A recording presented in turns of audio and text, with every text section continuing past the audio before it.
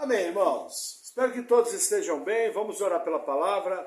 Senhor, nós te agradecemos por tua boa palavra. Pedimos em nome de Jesus que o Senhor venha com a tua graça, que o Senhor venha com o teu poder, edificando a tua igreja, Senhor. Te agradecemos desde já por tudo. No nome do teu Filho amado Jesus. Amém. Amém, irmãos? Vamos ao nosso texto base. A história do livro dos reis continua. E hoje nosso texto base é 2 Reis, capítulo 21. Versículo 1 diz assim: Tinha Manassés 12 anos de idade quando começou a reinar, e 55 anos reinou em Jerusalém, e era o nome da sua mãe, Refizibá. E fez o que era mal aos olhos do Senhor, conforme as abominações dos gentios, que o Senhor expulsara de suas possessões, de diante dos filhos de Israel. Porque tornou a edificar os altos que Ezequias, seu pai, tinha destruído, e levantou altares a Baal, e fez um bosque como aquele que fizera Acabe, rei de Israel, e se inclinou diante de todo o exército dos céus, e os serviu. Até aqui. Vamos fazer uma pequena pausa. Veja, primeiro fato interessante. Se os irmãos lembrarem, Ezequias, o pai de Manassés, recebeu um decreto de morte. O profeta Isaías foi mandado a ele e falou: olha, acerta a tua casa que de certo morrerás. Aí Ezequias se humilha e Deus concede a Ezequias 15 anos de vida. E ele morre. Quando ele morre, seu filho Manassés começa a governar. Quantos anos tinha Manassés? 12. Isso quer dizer o quê?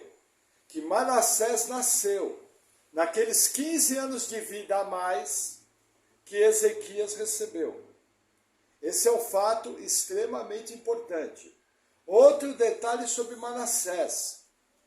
Normalmente, quando a Bíblia fala dos reis, ela fala, olha, fez pior que os outros reis. No caso de Manassés, não.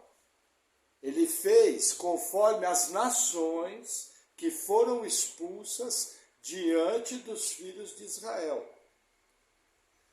Nós vamos contar agora um dos capítulos mais terríveis da história de Israel. Nós vamos falar agora, talvez, eu creio que é o período de maior trevas espirituais que aconteceu durante todos os reis. Todos os reis. O que Manassés fez foi inadmissível. Manassés cavou um poço e afundou,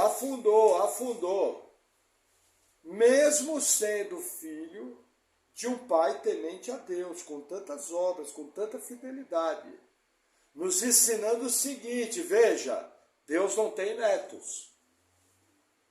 Agora, uma coisa, Ezequias pode ficar tranquilo. Ele deu exemplo para o seu filho e ele foi alguém que temia Deus.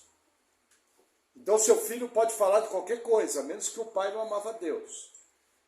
Da mesma maneira nós, o nosso papel é trazer nossos filhos para a igreja, o nosso papel é viver o cristianismo verdadeiro na nossa casa. Quando percebemos que errar, pedir perdão. Mas veja, Deus não tem netos, ninguém é salvo por herança. E na Bíblia isso é repetitivo, reis bons que tiveram filhos maus e reis maus que tiveram filhos bons. Esse capítulo aqui é o capítulo que vai nos mostrar por que Deus arrancou o reino do sul e mandou para a Babilônia. Essa história aqui começa em meados de 690. E o auge dela vai acontecer toda a consequência em torno de 611, 80 anos depois. A história desse rei vai refletir sobre todo o povo. A história desse rei vai colocar o povo no cativeiro babilônico. O curioso é que Deus, na sua soberania, na sua onisciência, Deus não sabia que Manassés ia nascer? Deus não sabia o que Manassés ia fazer? Mesmo assim, Deus concede trazer Manassés à vida. Não somente isso, colocar Manassés no poder.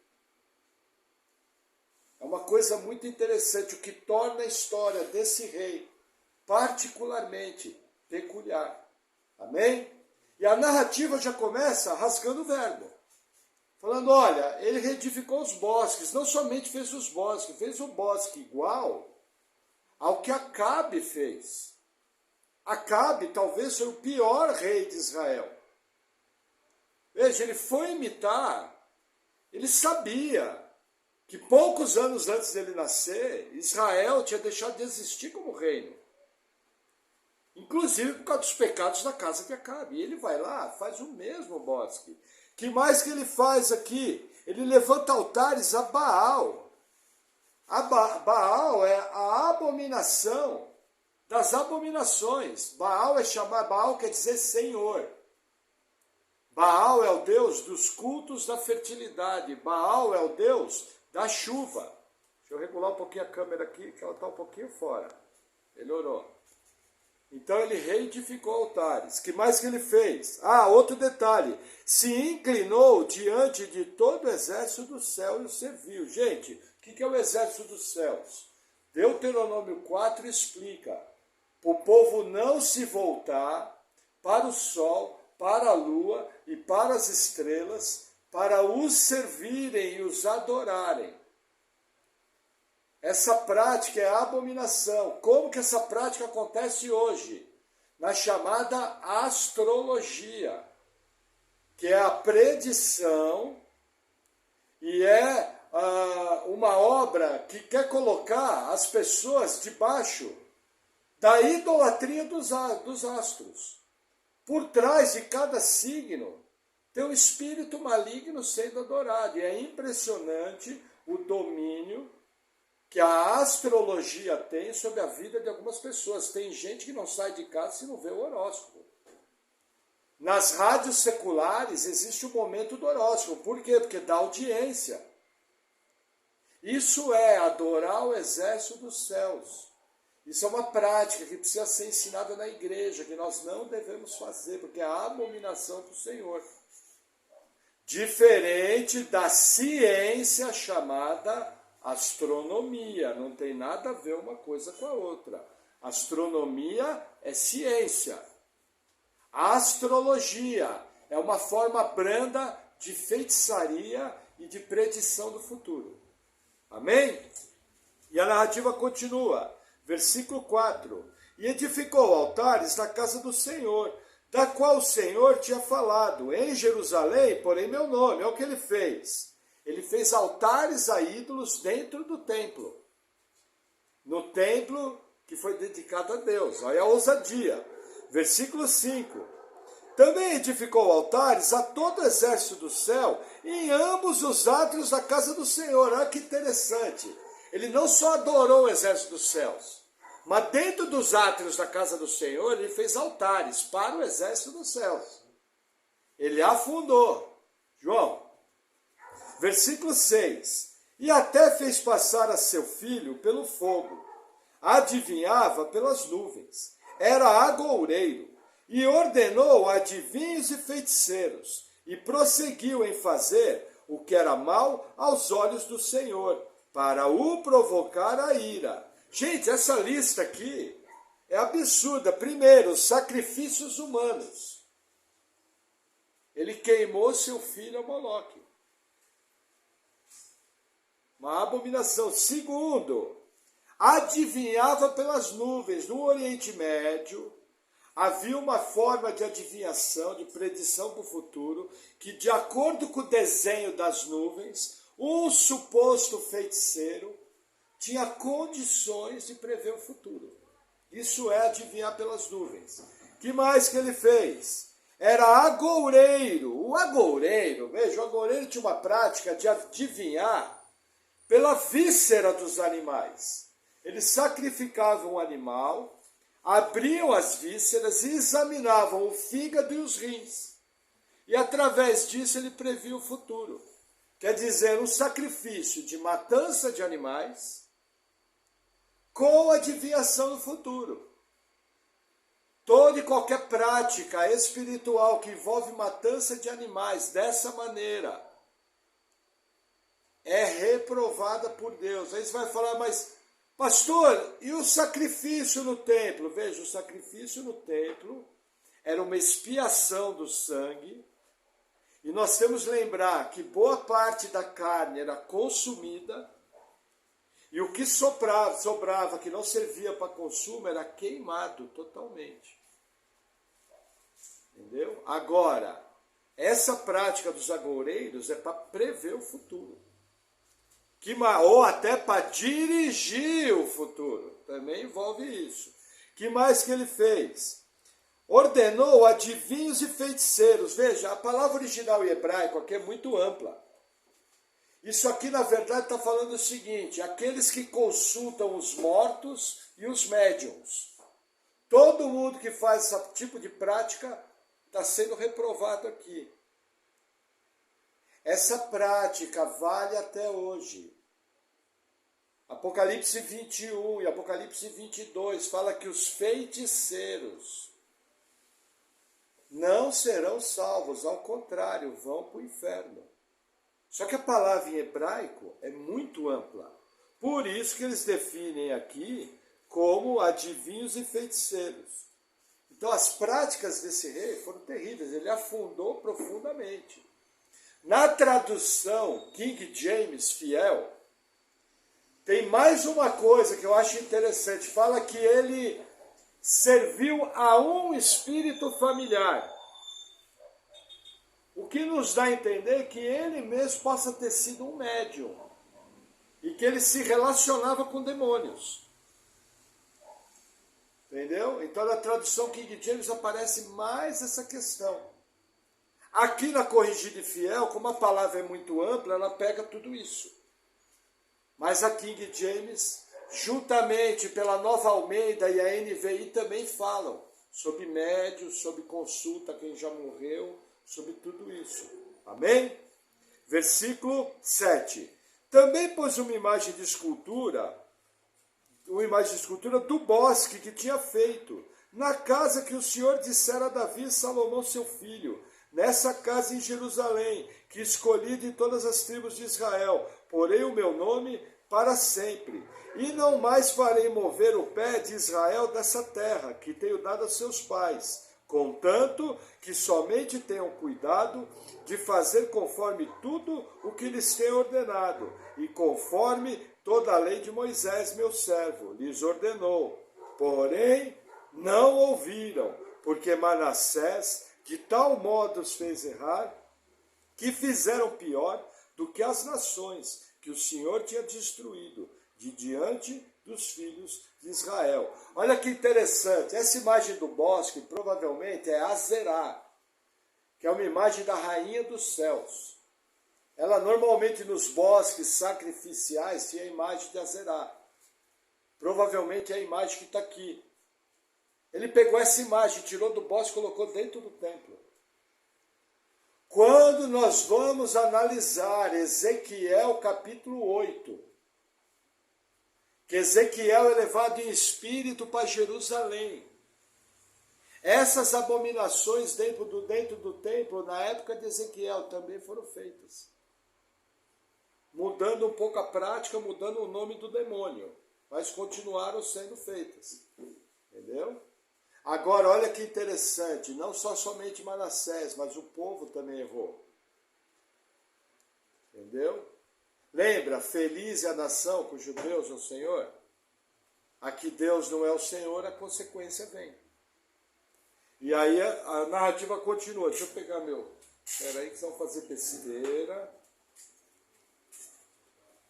Pronto. Não podemos derrubar o Spurgeon do altar, né?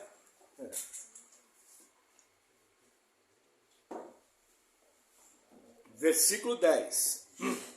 Então o Senhor falou pelo ministério dos seus servos, os profetas, dizendo: porquanto Manassés, rei de Judá, fez essas abominações, fazendo pior do que tudo quanto fizeram os amorreus, que foram antes dele, e até também a Judá fez pecar com seus ídolos. Por isso, assim diz o Senhor Deus de Israel: eis que hei de trazer um mal sobre Jerusalém e Judá, que qualquer que ouvir, lhe ficarão retinindo ambos os ouvidos. Olha que interessante, aqui está novamente o ministério dos profetas.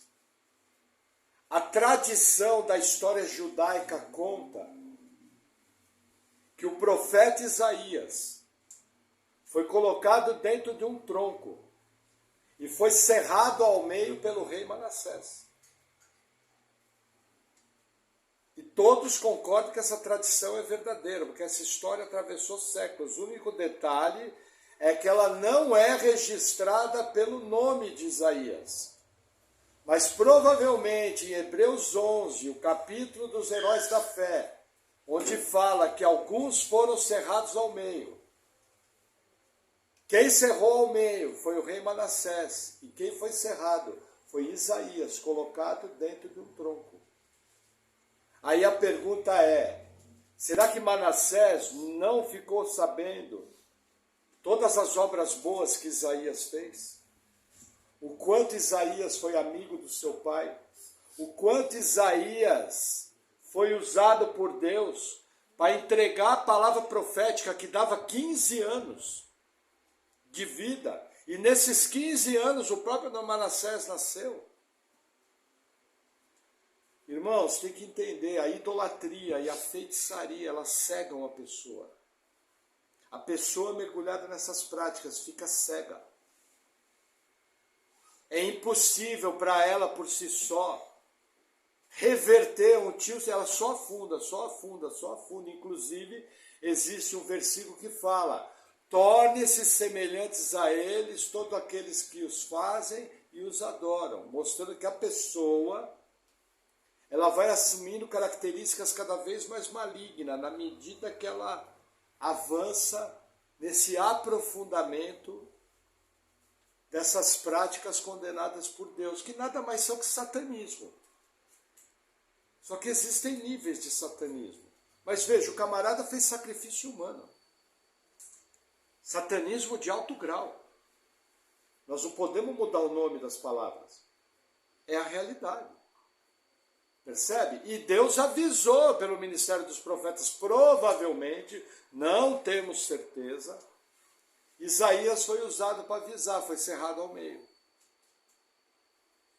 Mas aí o que vai acontecer? Versículo 13.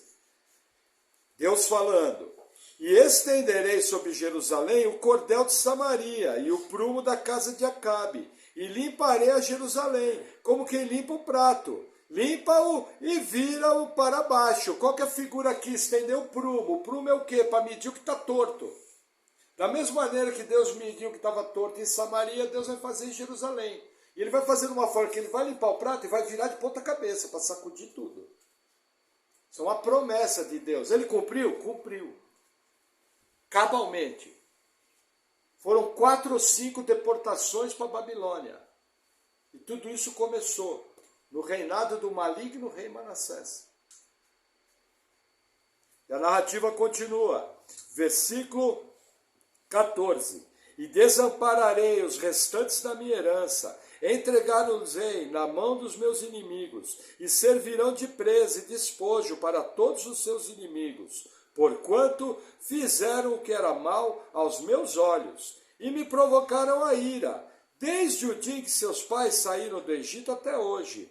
Além disso, também Manassés derramou muitíssimo sangue inocente, até que encheu a Jerusalém de um a outro extremo, afora o seu pecado, com que fez Judá pecar, fazendo o que era mal aos olhos do Senhor. Olha que interessante, mais uma acusação. Assassinatos, derramou sangue inocente. Quem se levantou contra ele, ou quem se transformou numa ameaça, foi sumariamente executado. Todo sangue derramado, inocente, clama diante de Deus. Clama. Deus é o vingador do sangue inocente. Por isso que Deus trouxe juízo. Camarada fez. Foi vontade de Deus que ele viesse à vida? Foi, mas o cara fez porque ele era maligno, o cara fez porque ele quis. Ele tinha um pai que era, entre aspas, um crente, um servo de Deus, acho que encaixa melhor. Ele tinha toda a condição de seguir servindo a Deus. Ele não tinha motivo nenhum para mergulhar na idolatria. Nós não sabemos o motivo, mas esse camarada foi fundo no poço. Entendeu? Acabou com Judá, acabou com Jerusalém. Matou os filhos em sacrifício pagão. Profanou a casa do Senhor. Cometeu assassinato. Cerrou o profeta Isaías ao meio. Não havia limites. Olha que interessante, esse camarada reinou 55 anos. Foi o rei que mais reinou em todos os reinos, tanto do norte como do sul.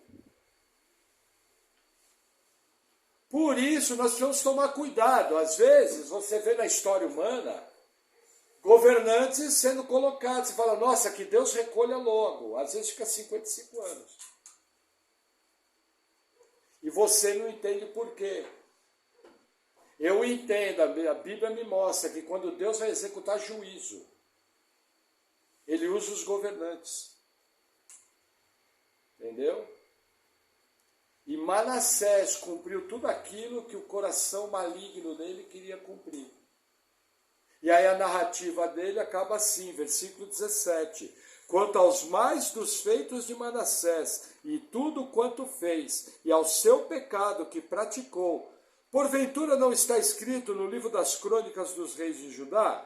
E Manassés dormiu com seus pais, e foi sepultado no jardim da sua casa, no jardim de Uzá, e Amon, seu filho, reinou em seu lugar. Acaba aqui a narrativa sobre Manassés. Um rei maligno que cometeu abominações. Quando a gente vê a narrativa aqui, você fica sem entender e fala, Senhor, mas peraí, o Senhor deu 15 anos a mais para Ezequias? Para nascer Manassés? Um assassino, um idólatra, um satanista.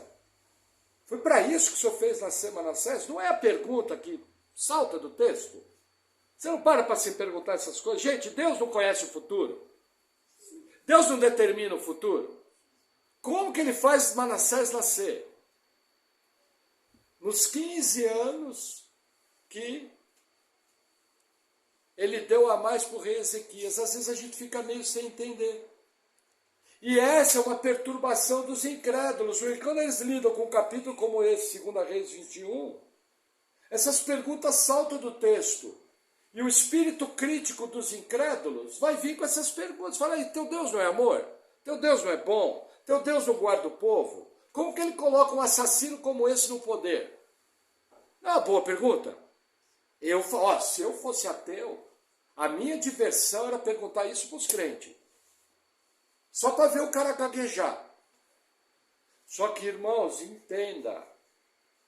A mente de Deus, até a palavra que eu vou usar, não é adequada. Mas a mente de Deus, ela é insondável. A mente de Deus é profunda. E acontece algo interessante. Aqui fala do livro das crônicas dos reis de Judá.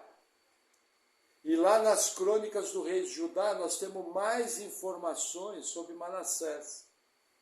E é muito interessante o que o livro de crônicas fala. Vamos abrir lá. 2 Crônicas, capítulo 33. Vai um pouquinho à frente, 1 Crônicas e 2 Crônicas, capítulo 33.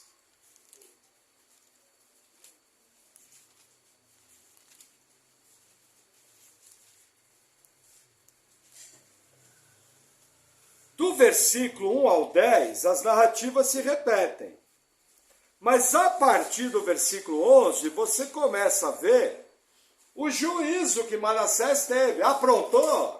Ah, você foi pilantra, você foi safado, você foi idólatra, você foi feiticeiro. Você não botou fé quando os profetas falaram que Deus ia trazer juízo? Então, olha como o versículo 11 começa. Assim, o Senhor trouxe sobre eles os capitães do exército do rei da Síria, os quais prenderam a Manassés com ganchos e amarrando com cadeias, o levaram para a Babilônia. Até aqui. Olha que interessante. Deus avisou pelos profetas? Avisou muito. O versículo 10, lê o versículo 10 em cima. E falou o Senhor a Manassés e ao seu povo, porém não deram ouvidos. O que acontece com quem não ouve a Deus? Quebra a cara. Vieram os assírios com a maior delicadeza do mundo, meteram uma argola no nariz dele, e talvez em outros lugares, meteram um gancho, amarraram, meteram outro gancho e ele foi puxado por cavalos, numa viagem de praticamente 1000 quilômetros. Por que aconteceu isso? Ele foi avisado, ele conhecia Deus. E o juízo veio. Quando Deus fala, Deus faz. Vocês imaginam a maneira que esse homem foi levado nessa viagem de 1000 quilômetros? Vocês acham que os assírios cobriam as pessoas de piche e tocavam fogo e ficavam fazendo piadinha enquanto a pessoa queimava viva? Esse foi o povo que levou Manassés embora. Mas aí você olha e fala, não, pastor, mas o cara mereceu, hein? O cara matou o filho. Passou os filhos, não foi o filho. Os filhos. Veja, a gente entende o juízo e tal, mas veja, o cara matou os filhos. Um cara que conhecia Deus. Aqui a gente pode falar, Senhor, justos e verdadeiros são seus juízos, correto? Se você fosse Deus, não cumpria a sua palavra? Mas olha que interessante, insondável é a mente de Deus. Versículo 12.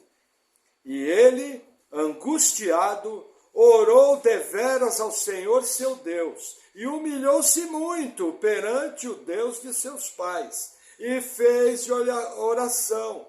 E Deus se aplacou para com ele, e ouviu a sua súplica, e tornou a trazê-lo a Jerusalém, ao seu reino.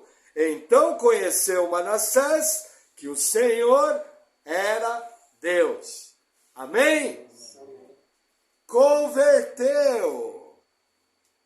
Mas olha que interessante, veja. O camarada era safado mesmo. Porque a primeira coisa, veja, não é que ele não conhecia Deus. Assim que ele foi em Cana, qual foi a primeira coisa que ele fez? Orou a Deus pedindo o quê? Misericórdia. Da onde que ele tirou isso? Da Bíblia, das histórias que o pai contava, das histórias que o povo contava. Foi a primeira coisa que ele fez. E aí o que o nosso Deus fez? Insondável é a sua mente. Salvou o cara.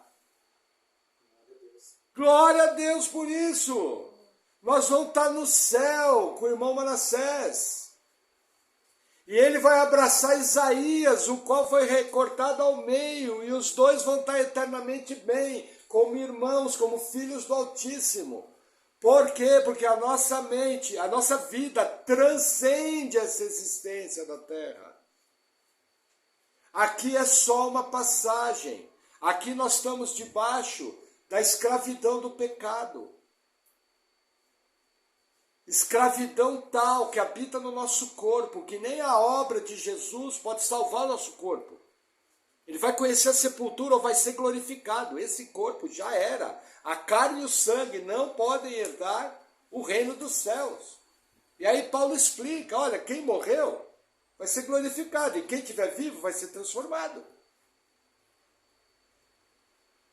Qual era a ideia quando Deus trouxe Manassés? Primeira ideia, trazer juízo, ele cumpriu. Cumpriu. O povo vai ser levado cativo. Nós vamos ver na história dos outros reis, por causa dos pecados de Manassés.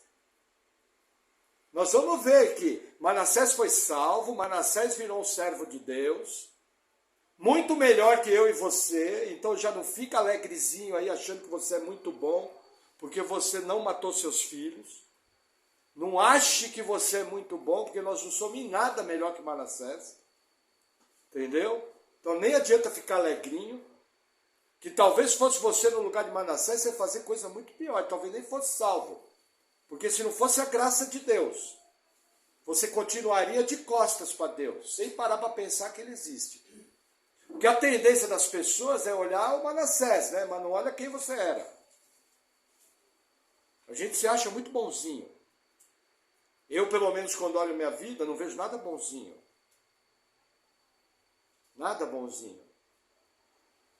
Então, o primeiro propósito de Deus era trazer juízo. O segundo propósito, Manassés era um eleito. Antes da fundação do mundo, o nome de Manassés foi escrito no livro da vida. Deus escreve na sua soberania a história de Manassés. Manassés executa tudo aquilo que o coração de Manassés queria, porém obedecendo a Deus. Porém, o Deus do impossível, Jesus fala, não há impossíveis para Deus.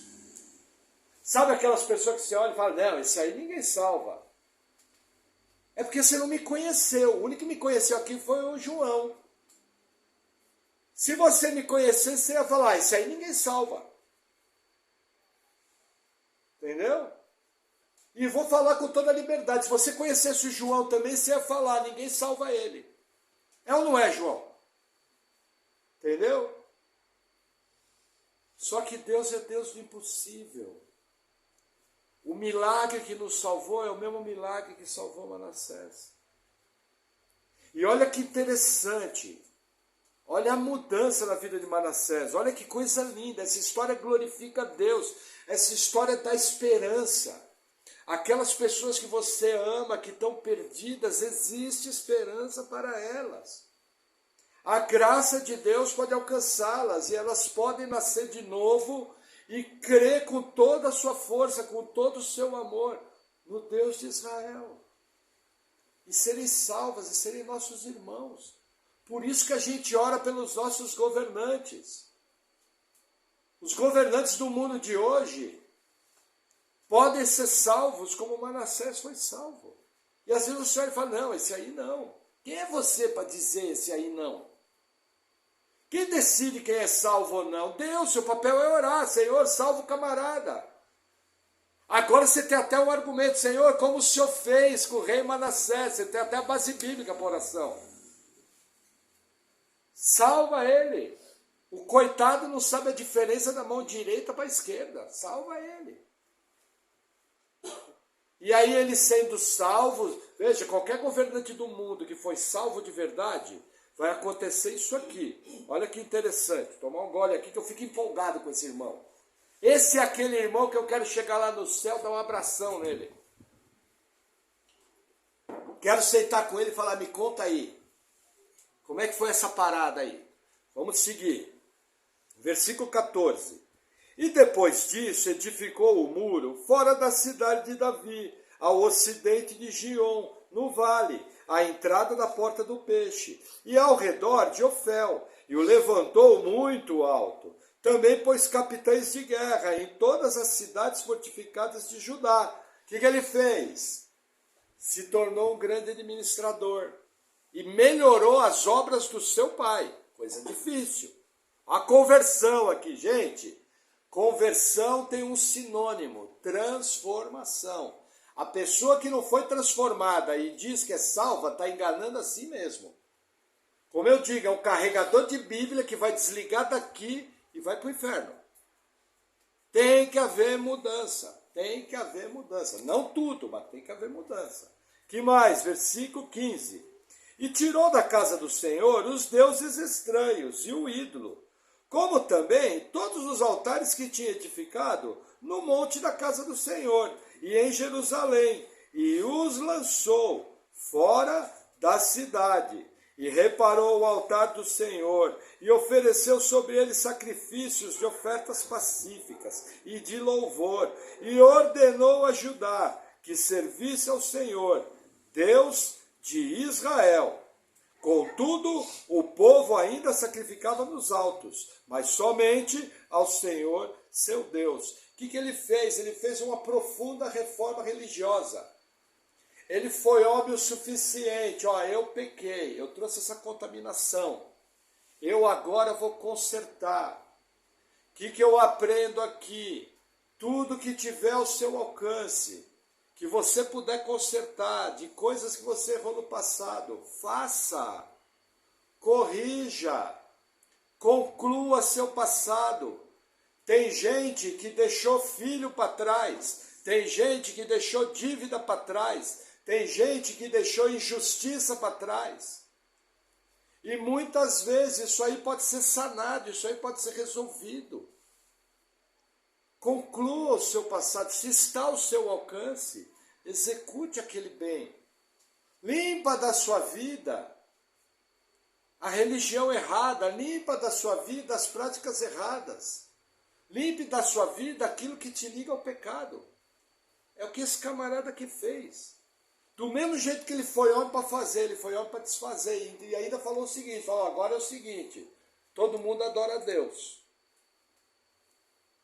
Inclusive pela lei de Moisés, se alguém desobedecesse a lei, ele podia extirpar do povo. Só que aí não era sangue inocente, porque tinha a lei avisando, ó, não faça isso.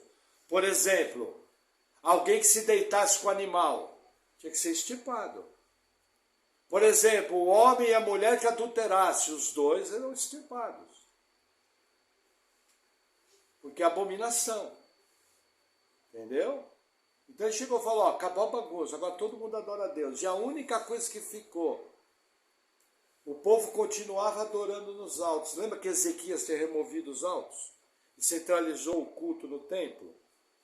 Só que veja, isso aí foi aceitável, porque eles adoravam a Deus.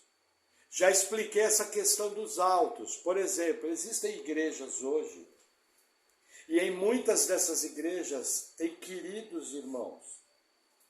Queridos irmãos que em algumas práticas estão sinceramente enganados.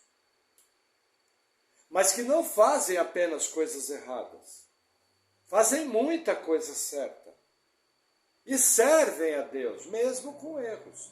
Pode ver, Deus, na sua misericórdia, acata muita coisa. Que talvez nós não acataríamos. De tanta moda que inventam. Mas quando é dentro de uma normalidade, dentro de uma base bíblica, vai, um exagero, alguém berrando, umas coisas meio fora, mas está dentro. Você pode ver, Deus acata, e está cheio de gente salva. O que Deus não acata é heresia. O que Deus não acata é falso profeta. O que Deus não acata é lobo roubador. Isso Deus não acata. Mas uma prática, às vezes que a pessoa inventa dela mesma. Por exemplo, tem gente que ama ir para a igreja de terno e acha que isso é fundamental. Deus acata. Tem gente que não quer cortar um cabelo e acha que isso é fundamental. Deus acata. Entendeu? Tem gente até que acha que nós não somos salvos, porque a gente não tem a mesma prática. Entendeu? Mesmo assim, se nascer de novo naquela igreja, é salvo. Nasceu da água e do Espírito, é salvo. Entendeu? Então, esse versículo mostra para a gente ser brando. Algumas coisas são inegociáveis. Outras coisas é falta de conhecimento. Às vezes, com muito jeito, você pode até mostrar para a pessoa que aquilo não tem uma base bíblica, que aquilo está fora. É uma prática de homens. Que não é pecado, porque se for pecado não dá para negociar. Entendeu? Então, esse texto dos altos, eu creio que nos ensina isso hoje. Até uma certa brandura. Lógico, com bom senso, dentro do bom ensino bíblico. Amém? E aí a narrativa continua. Versículo 18. O restante dos atos de Manassés e a sua oração ao seu Deus e as palavras dos videntes que lhe falaram no nome do Senhor seu Deus de Israel, eis que estão nas crônicas dos reis de Israel, e a sua oração, e como Deus se aplacou para com ele, e todo o seu pecado, e a sua transgressão, e os lugares onde edificou altos, e pôs bosques, e imagens de escultura, antes que se humilhasse, eis que estão escritos nos livros dos videntes. E dormiu Manassés com seus pais, e o sepultaram em sua casa. Amon, seu filho, reinou em seu lugar. Até aqui. Olha que interessante. Veja, aqui aparecem 2 livros. O primeiro deles é nas Crônicas dos Reis de Israel. Não é o mesmo livro de Crônicas. É um outro livro que foi registrado pelos escribas. Nós não sabemos onde está esse livro. Foi da vontade de Deus que esse livro sumisse. Tem aqui um outro livro, o livro dos videntes. Vidente aqui é profeta. Vidente na Bíblia não é a mesma coisa que vidente hoje. Vidente hoje é médium. Vidente hoje é o necromante. O necromante é aquele que se comunica com mortos. Isso é proibido. Quem se comunica com mortos está se comunicando com demônios. Entendeu? Não tem como se comunicar com mortos. Os demônios se aproveitam dessas situações e por uma série de práticas, muitas delas a gente não conhece, eles têm um acesso à vida do médium. E aquilo que acontece é verdadeiro. Não se engane, os ardis, lógico, existe mistificação, existe. Mas existe médico que conversa com o demônio, achando que é gente boa. Ou da onde você acha que vem as manifestações que a gente vê na igreja?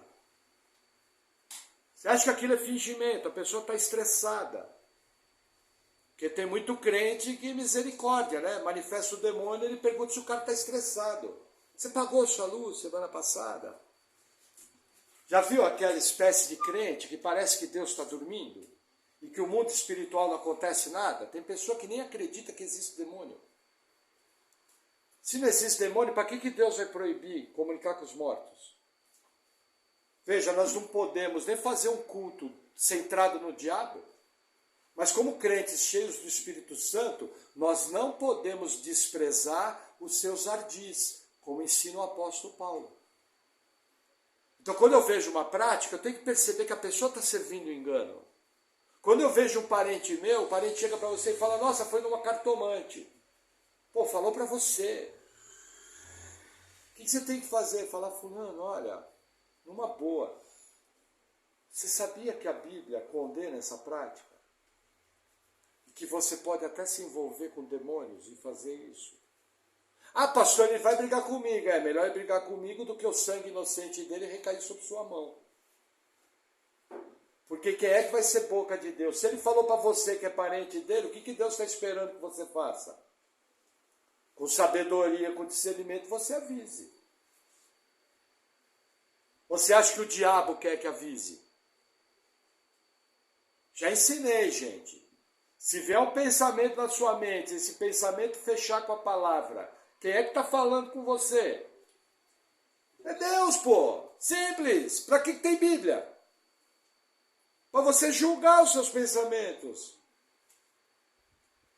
Então, quando você vê alguém numa prática errada, com muito jeito, com muito amor, às vezes ore antes, talvez você não vai fazer no dia. Muitas vezes vai ser necessário jejuar, porque existem castas que só saem com jejum e oração. Porque o poder de Deus é como se traçasse uma via. Já expliquei esse texto no Evangelho de Mateus, que essa casta só sai com jejum e oração. É como se o poder de Deus fosse mais potencializado. É isso que o escritor está querendo dizer. Mais poder do Espírito Santo. Entendeu? E aí, no momento correto, você fala. Falou uma vez, a pessoa não quis ouvir. Você fecha a boca, mas permanece em oração. Entendeu? Agora, voltando para o nosso tema, que eu já empolguei, vai para o lado da apologética, o pastor já empolga já. Entendeu? Essa questão do livro dos videntes, nós não sabemos que livro é esse. Por exemplo, existe um livro das guerras dos reis de Judá. Nós não sabemos que livro é esse. Existe um livro de Jasher. Nós não sabemos que livro é esse. Esses livros são canônicos? Não. Mas dentro deles pode conter alguma informação que foi copiada da Bíblia, que foi colocada na Bíblia. Exemplo, livro de Enoque. Livro de Enoque tem aberrações teológicas. Livro de Enoque tem muita coisa errada, tem muito crente hoje se desviando da fé por causa do livro de Enoque. Então é muito importante você, como crente, conhecer o livro de Enoque. O que acontece com o livro de Enoque? Existe uma citação de Enoque, não do livro. Guarde essa diferença, porque tem gente que fala, lá em Judas, Judas cita o livro de Enoque. Mentira. Judas cita o que Enoque falou. A única possível citação que está no livro de Enoque é Gênesis 6.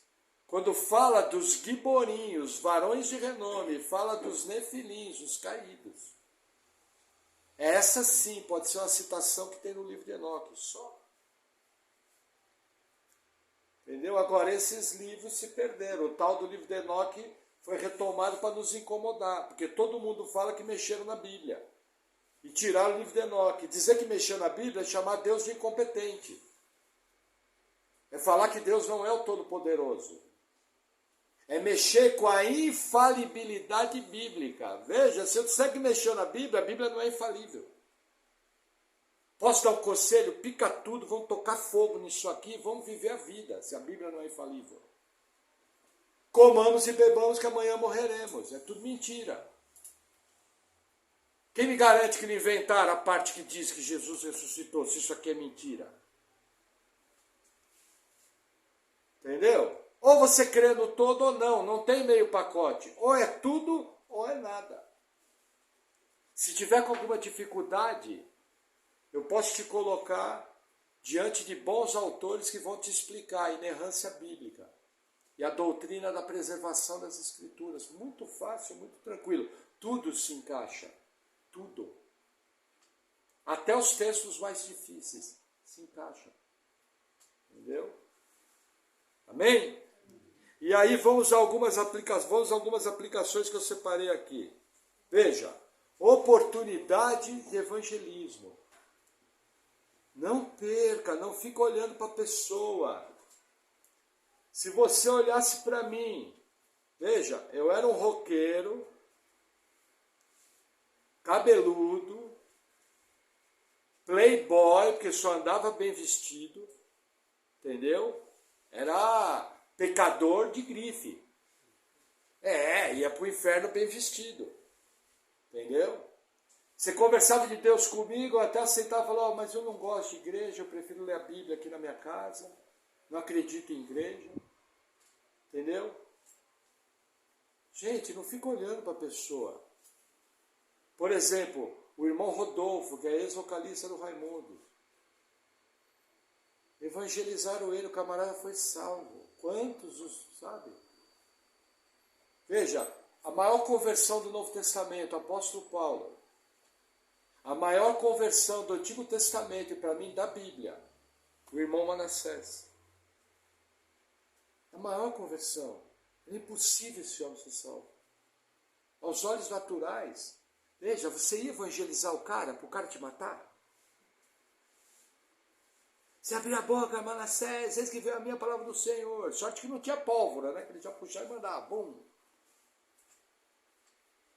Aí ele só falava, corta a cabeça, pô. E dá para os cachorros comer lá fora da cidade. Que é a maior desonra. Percebe? Gente, não perca a oportunidade de evangelismo.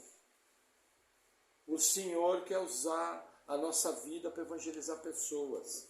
Que mais? Veja, a dor e o sofrimento nos fazem voltar para Deus. Sempre que você estiver diante de uma pessoa querida sua, de um familiar, de um amigo, passando por um problema, entenda, ele está sensível. O sofrimento quebranta, o sofrimento abre o coração, é momento de evangelizar. Entendeu? Tem gente que faz o seguinte, o parente fala, olha, estou doente, a doença é séria. O cara fala, olha, conheço um médico É bom demais, dá um remédio bom, misericórdia. A gente chega e fala, vamos orar, Deus pode mudar isso. Quem te deu a vida foi Deus. Só Ele pode tomar. O decreto do médico não é o decreto de Deus. Você sabia que Jesus morreu para que tivéssemos vida e vida em abundância? Sabia que nós somos pecadores? E que esse pecado traz consequências? Essa doença sua é fruto do seu pecado. Mas a boa nova é que Jesus Cristo morreu. Para que todo aquele que nele crê não pereça, mas tenha vida eterna. A oportunidade está aí. Veja, o teu problema não é a doença. O teu problema é que se essa doença te matar, você vai para o inferno. Sem volta.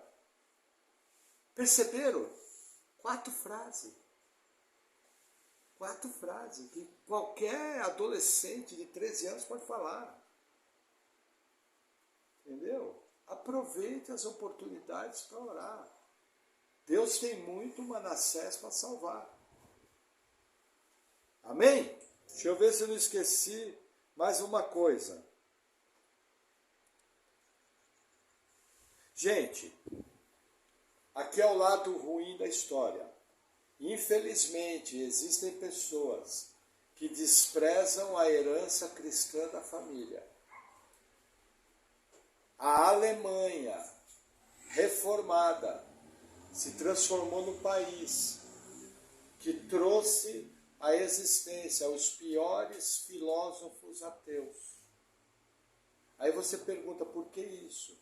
Porque, infelizmente, existem pessoas que pegam a herança da sua casa, pegam todo o ensino que teve na sua casa e jogam no lixo. Infelizmente, isso pode acontecer. Quando você vê isso, qual é o seu papel? Orar e pedir misericórdia de Deus. Amém? Vamos orar?